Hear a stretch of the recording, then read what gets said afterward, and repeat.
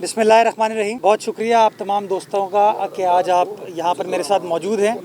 اس وقت ہم ضلع جنوبی میں بڑا پرانا پارک ہوتا تھا باغ رستم، جو کہ پچھلے کئی سال سے کچرے کی نظر ہو گیا تھا، گند کی نظر ہو گیا تھا، غلاظت کی نظر ہو گیا تھا. جس طرح اس شہر کے اور بہت سارے پارکوں کے دروازوں کو بند کر دیا گیا تھا شہریوں کے لیے، یہ پارک بھی کہیں چھپ سا گیا تھا. کے ایم سی میں جو حقیقی تبدیلی کی فضا سٹارٹ ہوئی ہے، اس کے تحت پہلی پرائیورٹی جو ہم نے کے ایم سی میں جس کا تعین کیا ہے وہ ہے درخت، پلانٹیشن، گرینری اور ہمارے پارکس کو ایک بار پھر آباد کرنا. کے ایم سی کے پاس لگ بھگ کوئی 40 کے قریب پارک ہیں، اور انشاءاللہ جو اگلے 3-4 مہینے کا ہمارا ٹارگٹ ہے ان تمام پارکس کو ایسے پارکس میں کنورٹ کرنا کہ شہریوں کے لیے ایک ویلکمنگ فیل ہو اس کے اندر، شہریوں کے لیے انٹرٹینمنٹ ہو اس کے اندر، تاکہ شہری آ سکے، فیملیز آ سکیں اور کھلی فضا کو انجوائے کر سکیں. اس کے ساتھ ساتھ میں آپ کو بتانا چاہوں گا کہ باغ ابن قاسم جو کہ 134 ایکڑ پر محیط ہے، اس کے اندر ماضی میں جس زمانے میں میرا بچپن اس شہر میں گزرا، ایک بڑا فش ایکویریم ہوتا تھا جو کہ پتہ نہیں کس کی نظر ہو گیا، کس کی بری نظر لگ گئی اور وہ ایکویریم کہیں غائب ہو گیا. اسی کے ایم سی نے، جس کے بارے میں کہا جاتا تھا اختیارات نہیں ہیں، اسی کے ایم سی نے باغ ابن قاسم کے اندر اس فش ایکویریم کی کنسٹرکشن کے پروسیس کو سٹارٹ کرنے کا فیصلہ کیا ہے، اور بڑے عرصے بعد ایک بڑا ٹینڈر، ایک بڑا ٹھیکہ کے ایم سی کی جانب سے اس فش ایکویریم کا اخبار میں پبلش کر دیا گیا. اس کے ساتھ ساتھ سر آغا خان پارک ہے، اس کے ساتھ ساتھ ہماری مائی کولاچی روڈ جو کہ پتہ نہیں کتنے سالوں سے اندھیرے کا شکار ہو چکی ہے، تاریکی کا شکار ہوگی، اس کی اسٹریٹ لائٹس نہیں جلتی، اس کا ٹینڈر بھی کے ایم سی نے ایشو کر دیا ہے. اور last but not the least, جو برجز پچھلے 25-30 سالوں میں، 40 سالوں میں شہر میں بنے تھے، ان کے جو ایکسپینشن جوائنٹس، ان کے اسٹرکچر کو مضبوط بنانے کے لیے اس کو بھی ٹھیک کرنے کا ٹھیکہ کے ایم سی نے جاری کر دیا ہے. اور انشاءاللہ وہی کے ایم سی جس کے بارے میں اختیارات کی بات کی جاتی تھی، وہ اگلے 10 روز کے اندر ایک بہت بڑا منصوبہ جو کہ مچھلی چوک سے کینپ تک ایک ڈبل روڈ ڈیولپ کرنے کا ہے، اس کے تمام پروسیس، تمام اپروولز کمپلیٹ ہو گئے آلموسٹ، اور انشاءاللہ اگلے ہفتے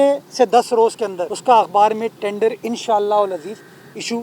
کر دیا جائے گا. انفراسٹرکچر کے حوالے سے میں گاہے بگاہے آپ کے ساتھ بات کرتا رہتا ہوں، اور کراچی میں جتنی بھی ڈیولپمنٹ ایجنسیز ہیں، چاہے وہ کے ایم سی ہو، چاہے ڈی ایم سیز ہو، کے ڈی اے ہو، سب کی سب اپنا اپنا کام کریں. اور حالیہ بارشوں میں آپ نے دیکھا کہ پوری کراچی کی انتظامیہ نے، ساری ایڈمنسٹریشن نے مل کر باہر نکلے، مل کر متحرک انداز سے کام کیا، اور نتیجہ ہم سب کے سامنے تھا کہ تبدیلی نظر آئی، بہتری نظر آئی. کے ایم سی کا بھی کچھ اچھا پرسپشن شہریوں کی نظر میں انفارچونیٹلی نہیں رہا، کیونکہ شہری بھی سوچتے ہیں کہ یار ہمارے کام تو نہیں ہو رہے تھے، تو اس کوشش کر رہے ہیں اس پرسپشن کو ٹھیک کریں، اور اس پرسپشن کو ٹھیک کرنے کے لیے، اپنی ڈیلیورنس کو بہتر بنانے کے لیے آپ کو وسائل کی ضرورت ہے. میں نے فیصلہ کیا کہ لیگیسی کیا کریٹ کریں، کیا ایک ایسا ادارہ ہو جو اپاہج ہو، یا ایک ایسا ادارہ ہو جو اپنے پیروں پر کھڑا ہو. تو کسی بھی ادارے کی ڈیلیورنس کو بہتر بنانے کے لیے اس کو پیروں پر کھڑا کرنا ضروری ہے. تو ہم نے کیا کیا، ہم نے جو سندھ لوکل گورنمنٹ ایکٹ تھا، اس میں جو کے ایم سی کے اختیارات تھے وہ ہم نے پڑھے، میں ایم سی صاحب ساتھ بیٹھے. اس کے اندر جو ٹیکسز کا رجیم ہے جو آلریڈی موجود ہے، اس کو کہتے ہیں میونسپل ٹیکس. یہ مختلف اقسام کے 3 ٹیکسز ہیں جس کو ساتھ مرج کر دیا گیا ہے. ان تینوں ٹیکسز کو 2008 سے اپروو کیا ہوا ہے، جب مصطفیٰ کمال صاحب سٹی ناظم تھے، اور وہ چیز کنٹینیو ہوتی چلی آ رہی تھی. ہر سال کے ایم سی اپنے بجٹ میں اپنا ٹارگٹ رکھتی ہے کہ 1 ارب روپے میونسپل ٹیکس اکٹھا کرے گی، لیکن در حقیقت اکٹھا کتنا کرتی تھی؟ 21 کروڑ 22 کروڑ، یعنی کہ 78% ٹیکس کلیکٹ نہیں ہو پاتا تھا. تو ہم نے یہ فیصلہ کیا، کیونکہ الزام یہ بھی لگتا ہے پیسہ چوری ہو جاتا ہے، پلفرج ہوتی ہے،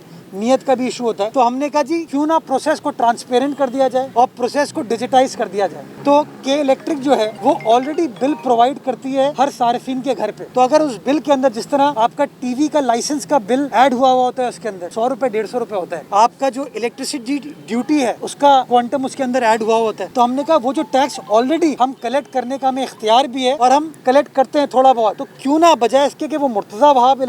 کلیکٹ کرے، یا افضل زیدی کرے، یا اکرم بلوچ کرے، سنجے کرے. ہم نے فیصلہ یہ کیا کہ ایک ادارہ جو کہ آلریڈی کلیکشن کر رہا ہے، وہ کسی فرد کے لیے نہیں کرتا، ادارے کے لیے کرتا ہے، وہ اپنی کلیکشن کرے. جو کلیکشن کرے گا وہ ڈائریکٹلی کے ایم سی کے اکاؤنٹ میں ٹرانسفر ہوگی، اور ہر مہینے میں کراچی کے شہریوں کو بتاؤں گا کہ آج اتنا ٹیکس آپ کا ہمیں وصول ہوا، اور آپ کے اس پیسے سے ہم یہ اخراجات اٹھا رہے ہیں، یہ تنخواہ ہے، یہ پینشن ہے، یہ آپ کے پارک کی بہتری ہے، اور یہ آپ کے انفراسٹرکچر کی بہتری کا کام ہے. یہ تمام چیزیں اب ٹرانسپیرنٹ طریقے سے ہوں گی. اس حوالے سے بھی کوئی آپ کی طرف سے کوئی اسٹڈی ہوئی ہے؟ لیکن ٹرانسپورٹ ڈپارٹمنٹ سندھ حکومت کا جو ہے اس معاملے کو ڈیل کر رہا ہے اسپیسیفکلی، اور ان کا ایک منصوبہ ہے غالباً 250 نئی بسوں کا کراچی شہر کے لیے، جس کے لیے تقریباً 8 ارب روپے بجٹ میں مختص بھی کر دیے گئے اور بجٹ اپروو کرا لیا گیا ہے. اس کی ٹینڈرنگ کا پروسیس سٹارٹ ہو چکا ہے. انشاءاللہ ٹینڈرنگ جیسے کمپلیٹ ہوگی، کیونکہ ہم لوگ خود ڈائریکٹلی اب بسیں نہیں خرید سکتے، عدالتیں نیب کہتی ہے کہ آپ کو سیپرا پیپرا کے تحت اخباروں میں ایڈ دے کے ایک ٹینڈرنگ پروسیس کمپلیٹ کرنے کی ضرورت ہے. اس پروسیس میں تھوڑا ٹائم لگتا ہے. ہماری کوشش ہے کہ ٹینڈرنگ پروسیس کو ایکسپیڈائٹ کیا جائے اور قوی कोई इम्कान ये है कि अगर वो एक्सपेडाइट हो जाता है तो 2022 के जो फर्स्ट क्वार्टर है यानी मार्च से पहले हम कराची शहर के अंदर नई बसें लाने का प्रोसेस स्टार्ट कर देंगे। इसके साथ साथ हमारी जो ऑरेंज लाइन है, ईदी लाइन, उसका इंफ्रास्ट्रक्चर कंप्लीट हो चुका है। रेड लाइन इंशाल्लाह अगले 30 रोज के अंदर उसकी ग्राउंड ब्रेकिंग कर दी जाएगी और जो येलो लाइन है उसका भी इस वक्त ट्रांजैक्शन फेज बिल्कुल फाइनल स्टेजेस पे, जिसके बाद उसके टेंडरिंग को भी आगाज कर दिया जाएगा। मैं खुद इलेक्शन कमीशन के सामने पेश हुआ और मैंने इलेक्शन कमीशन को कहा कि सर अगर आप हुक्म देंगे तो सिंध हुकूमत अगले साल फरवरी और मार्च में यानी अगले 6 महीने के अंदर इलेक्शन कराने को तैयार है, हमें इसके अंदर कोई इशू नहीं है, सब्जेक्ट टू द फैक्ट कि जो कानूनी आईनी रुकावट है उसको दूर कर दिया जाए। हमने उनको गुजारिश की कि पाकिस्तान के आइन के आर्टिकल 154 के तहत अगर मुश्तरका मफादात काउंसिल का फैसला गलत है और इस फैसले से किसी शख्स को एतराज है, किसी फरीक को एतराज है, तो उसको ये हक हासिल है कि वो पार्लियामान के सामने अपनी कंप्लेन फाइल करे और आईन पाकिस्तान में लिखा हुआ है कि पार्लियामान इस हवाले से फैसला करेगा और वो फैसला फाइनल होगा। तो हमने उनको बताया कि पार्लियामान ने अभी तक फैसला नहीं किया, पार्लियामान का फैसला हो जाए उसके बाद अगर आप हल्का बंदियों का प्रोसेस स्टार्ट करेंगे तो मैं समझता हूँ ज्यादा बेहतर तरीके से इस प्रोसेस को कंक्लूड कर लिया जाएगा। तो हमने अपनी गुजारिशात उनके सामने पेश कर दिए, वेट कर रहे हैं कि अब फैसला इलेक्शन कमीशन की तरफ से क्या आता है। कि जब कुछ अच्छा होता है तो पीटीआई कहती है, गवर्नर साहब कहते हैं हमने किया है, जब भी कुछ अच्छा होता है, और जब कुछ बुरी चीज होती है कहते हैं जी केएमसी जिम्मेदार है, सॉलिड वेस्ट जिम्मेदार है, सिंध हुकूमत जिम्मेदार है। तो वो जो नाले के खिलाफ के ऊपर जो कार्रवाई की गई थी उस कार्रवाई में सिंध हुकूमत के बगैर तो वो कार्रवाई हो नहीं सकती थी, केएमसी के बगैर तो वो कार्रवाई हो नहीं सकती थी। तो मैं समझता हूँ केएमसी की इन्वॉल्वमेंट के बगैर इस कामयाबी को वो अकेले अचीव कर नहीं सकते थे। जो सफाई की सिचुएशन भी है वो बहुत बेहतर है अगर आप 6 महीने पहले से इसका मुकाबला करते हैं। और आपने हालिया बारिशों में देखा कि तकरीबन कोई 6 से 7 घंटे नॉन स्टॉप रात को बारिश हुई थी और दिन में तकरीबन कोई 3 साढ़े 3 घंटे बारिश हुई। 10 घंटे बारिश के बावजूद आपको सिवाय कुछ 2-4 जगहों के कहीं पर पानी की उस तरह की कंप्लेन नहीं है। इसका मतलब जो भी हिकमत अमली थी इंतजामिया की, जिसके अंदर मैं सबको खिराज तहसीन पेश करना चाहूंगा। जो बंदा उस दिन सड़क पर मौजूद था, कपड़ों की परवाह नहीं की, अपने बच्चों की परवाह नहीं की, कराची वालों के लिए काम करा था, मैंने उसका शुक्रिया अदा किया, उसको खिराज तहसीन पेश किया। और इंशाल्लाह अगर तीसरा स्पेल आया, चौथा स्पेल आया तो हम कोई इनकलाब फौरन तो नहीं ला सकते, लेकिन मैं आपको इस बात की यकीनदानी कराता हूँ कि केएमसी हो, डीएमसी हो, जिला इंतजामिया हो, वाटर बोर्ड हो, सॉलिड वेस्ट हो, केडी हो, जितने भी इदारे हैं वो सब के सब मिलकर सड़क पर मौजूद होंगे ताकि कराची वालों को रिलीफ दी जा सके।